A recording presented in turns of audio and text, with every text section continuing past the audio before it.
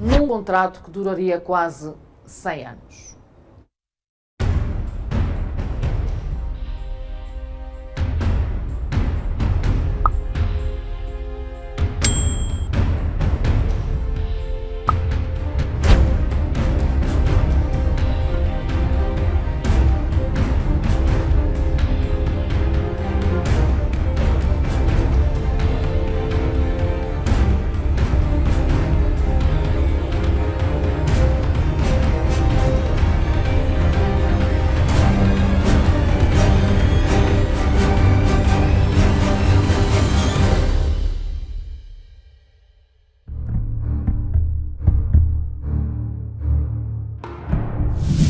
Compreender todo o processo que culminaria na concessão para a construção do Porto da Barra do Dande não é uma missão fácil.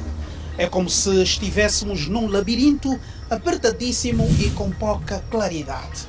Este negócio bilionário começou a ser desenhado em 2017 com a publicação em Diário da República do Decreto Presidencial 207/17 de 20 de setembro. Na altura, o Conselho de Ministros tinha acabado de aprovar o projeto de construção do Porto da Barra do Dande, com uma extensão de cerca de 198 mil quilómetros quadrados. Uma zona franca e uma zona económica. Toda essa infraestrutura seria entregue a uma empresa acabada de ser criada 3 meses antes. A Atlantic Ventures, uma empresa de Isabel dos Santos.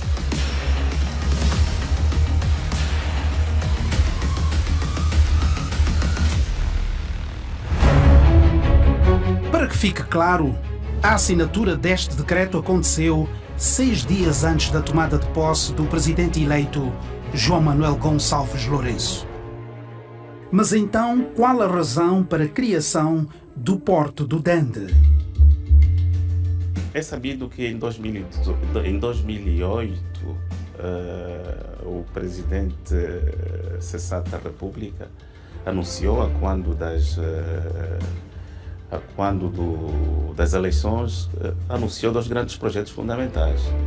A construção do novo aeroporto internacional de Luanda e a construção de um novo porto na Barra do Dande, um porto hub, dizer, um porto pivô, um porto de grande dimensão, um porto que faz carga de transshipment, carga de trânsito com navios feeders, que são navios pequenos, e com os navios grandes, que são chamados navios madres. Quer dizer que nós teríamos um grande porto que havia de crescer em Angola e que se situaria na Barra do Dande em 2008.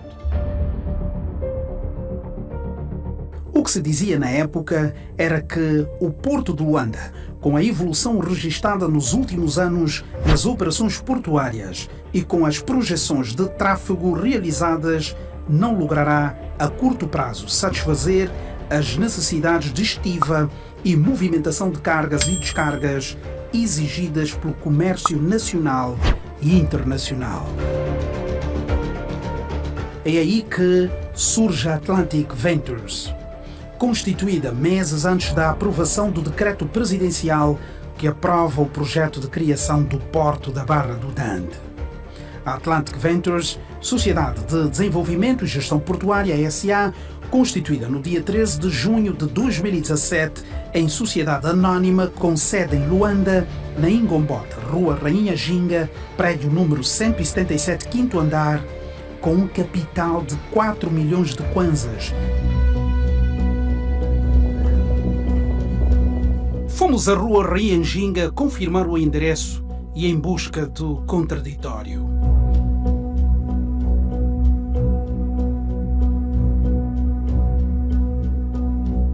Não, estamos a procurar Atlantic Ventures, diz que é 177.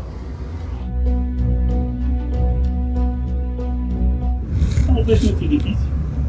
Este aqui, né? Esse edifício tem aqui muitas coisas que a malta não conhece. Depois de algumas imprecisões, chegamos ao endereço. Na conversa com os seguranças, uma revelação. Isabel dos Santos. Isabel dos Santos? Sim, sim. Sim, é isso mesmo. É mesmo, né? Estamos a chegar.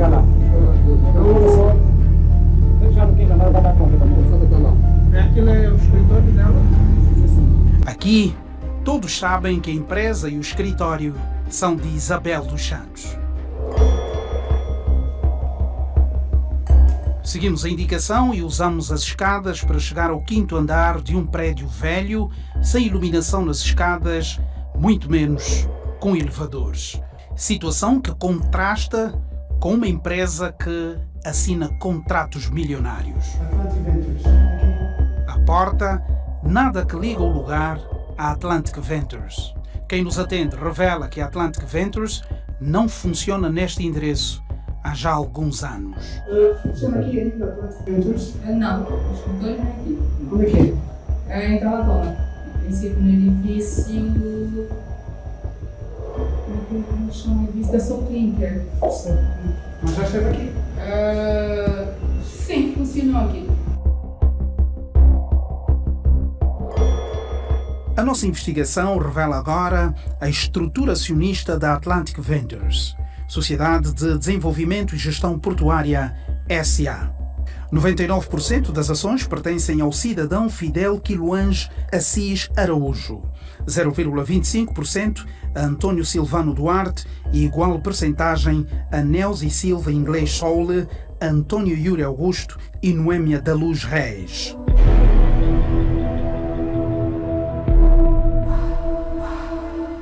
O mesmo Fidel Assis Araújo também assina pela Exxon Africa Limited, registadas nas Ilhas Virgens Britânicas. A Exxon é a empresa de Isabel dos Santos que detém 40% da Esperança, que por sua vez detém 45% da Amorim, que detém 33,34% da Galp. O advogado de profissão é casado com uma das filhas de Marta dos Santos, tia de Isabel dos Santos. Documentos em nossa posse mostram que Isabel dos Santos usou o nome do seu cunhado, Fidel Assis Araújo, para registar a Niária Holding, a empresa que o ex-presidente José Eduardo dos Santos concedeu um contrato de cerca de 3 milhões para que a empresa apresentasse o projeto base e documentação para a construção do aproveitamento hidroelétrico de Caculucabaça. Já Neuzi Silva Inglês Soule, com 0,25%, é amiga de infância de Isabel dos Santos, sua representante em vários negócios em Angola. Ela é a responsável de projetos da Urbinvest, de Isabel dos Santos, que ficaram com o plano diretor de requalificação urbana da Península do Mussulo e Luanda. Os outros acionistas são também pessoas próximas à engenheira Isabel dos Santos, portanto, consideradas pela PGR como testas de ferro de Isabel dos Santos. A nossa investigação demonstra que foi usando da proximidade ao poder que Isabel dos Santos conseguiu aprovação para entrar no negócio da Barra do Dande.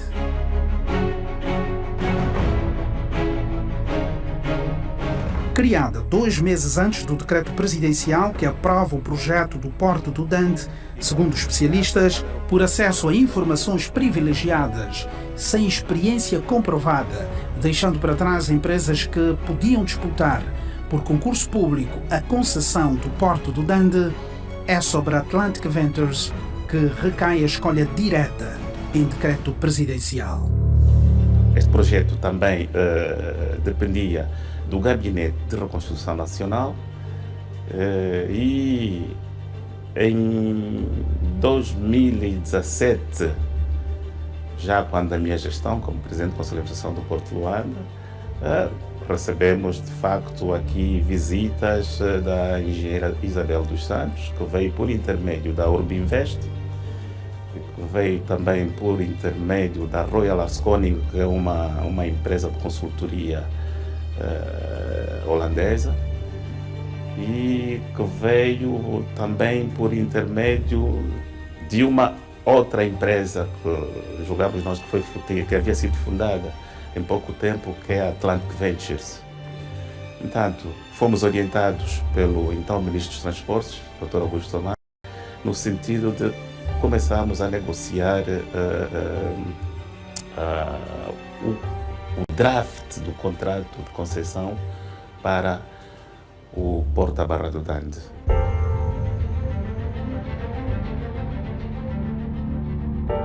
Esta concessão traz já consigo instrumentos de blindagem que colocam o Porto de Luanda numa posição subalterna, abrindo uma longa estrada para a Atlantic Ventures fazer milhões de dólares e brilhar sozinha.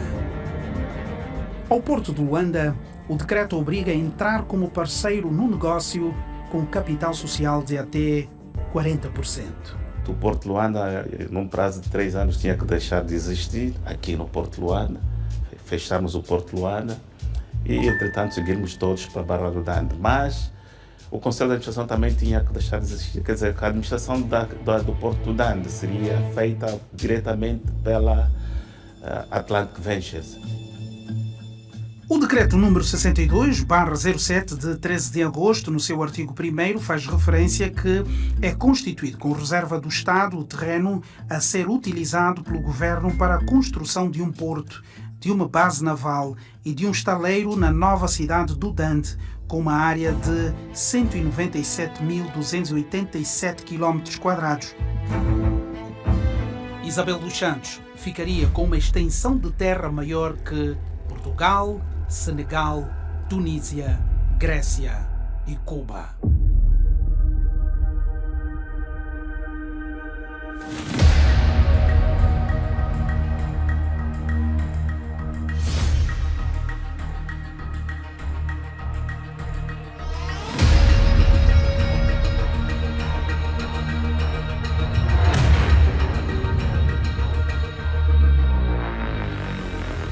E para facilitar a vida a Isabel dos Santos e aos seus, o antigo presidente da República manda publicar em diário uma garantia de Estado, autorizando, neste caso, o Ministério das Finanças a emitir uma garantia soberana no valor de 1.500 milhões de dólares norte-americanos. É o Estado angolano a aparecer como avalista da Atlantic Ventures. No caso de esta empresa não honrar os compromissos com entidades financeiras, quem pagaria o valor é o Estado angolano.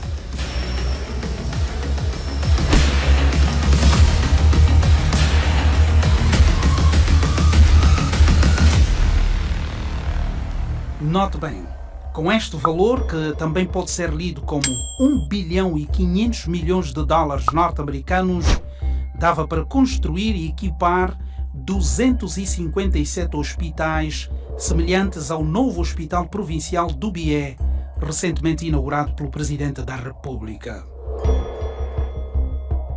Toda a área à concessão do Porto da Barra do Dande é atribuído o estatuto de Zona Franca. A área adjacente à concessão é implementada uma Zona Económica Especial e o caderno de encargos seria apresentado pelo Departamento Ministerial competente.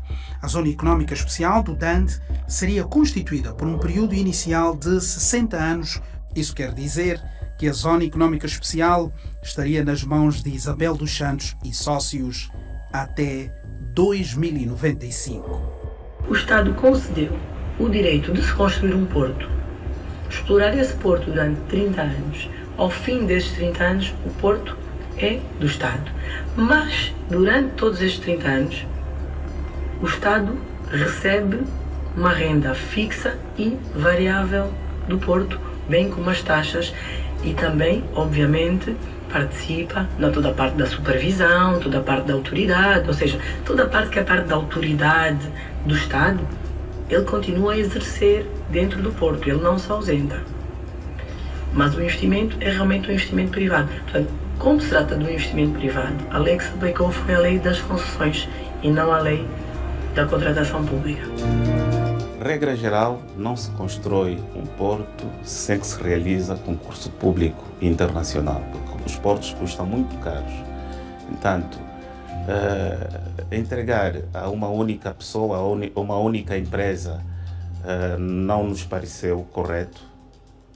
Regra geral, seguindo as normas, não só a nossa legislação, que também não permite, e seguindo as normas internacionais, não nos pareceu correto esta atitude. Entregar a alguém uma estrutura, uma infraestrutura como aquela, e ser gerida e construída por entidades singulares, isso não nos é correto. Não é correto para o país e nem para o mundo, não é? Porque nunca vi um porto a ser construído por uma pessoa e que detém um determinado valor, que nós sabemos como, porque primeiro é que podemos ver logo pelo valor da garantia soberana que aí existia, não é? Que significa dizer que o próprio Estado é que se estava a endividar. Portanto, não é correto. Não é correto, quer dizer que o pensamento aí não foi bem-vindo. Os custos totais da primeira fase do projeto foram avaliados em 2.500 milhões de dólares norte-americanos, incluindo todo o investimento, estruturação legal e financeira do projeto, custos financeiros, não financeiros e margem para a inflação.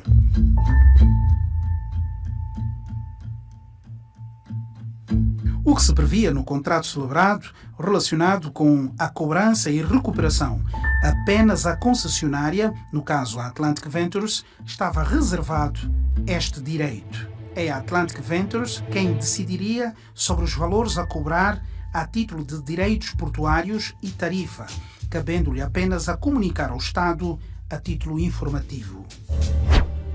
Após as eleições de 24 de agosto de 2017, todas as intenções da Atlantic Ventures começaram a merecer questionamentos do novo titular do Poder Executivo.